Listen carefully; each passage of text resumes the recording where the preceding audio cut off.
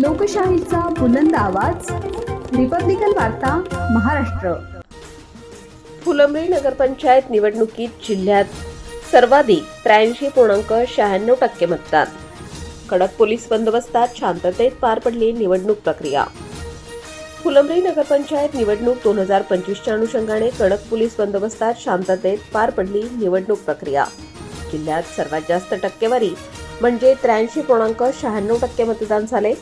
आज फुलंब्री नगरपंचायत निवडणुकीचे मतदान शांततेत पार पडले। मतदानाचे बूथ जिल्हा परिषद शाळा, भारत माता शाळा, समता विद्यालय, चुना साखर कारखाना, जिल्हा परिषद शाळा, संत सावतामाळी गुरुकुल विद्यालय, कृषी उत्पन्न बाजार समिती, पंचायत समिती, पानवाडी, वाघदरा अशा विविध ठिकाणी कडक बंदोबस्तात शांततेत मतदान प्रक्रिया पार पडली। जिल्हा परिषद शाळेत एक बूथवर दिव्यांग कर्मचारी यांनी कार्य केले, तर एका बूथवर 100% महिला कर्मचारी असलेल्या सखी मतदान बूथ म्हणून नाव ठेवण्यात आले होते।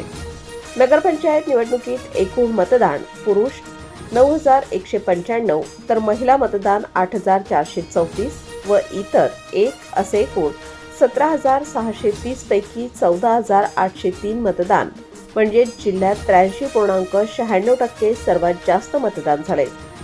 यावेळी उमेदवारांनी वयोवृद्ध तसेच अपंग, दिव्यांग मतदार असे एक मतदार बोलवून मतदान करून घेताना पाहायला मिळाले। भारत माता शाळेवरील बूथवर झालेला पोलीस व मतदार यांच्यातील किरकोळ वाद सोडून शहरात शांततेत मतदान झाले। नगराध्यक्षपदाचे दोन्ही उमेदवारांनी आपल्या कार्यकर्त्यांसह मतदान केले।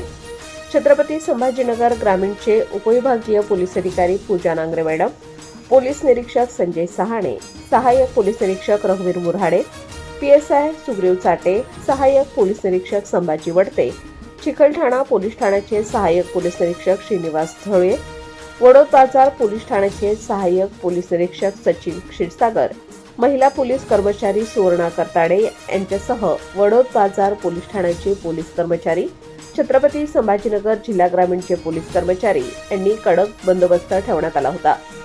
उद्या दिनांक 21 डिसेंबर रोजी तहसील कार्यालय फुलंब्री येथे सकाळी 10 वाजेपासून मतमोजणी सुरू होणार आहे। रिपब्लिकन वार्ता Maharashtra वृत्तवाहिनीसाठी Aurangabad Marathwada उपसंपादक Akbar Shah. Subscribe now and press the bell icon. Never miss an update.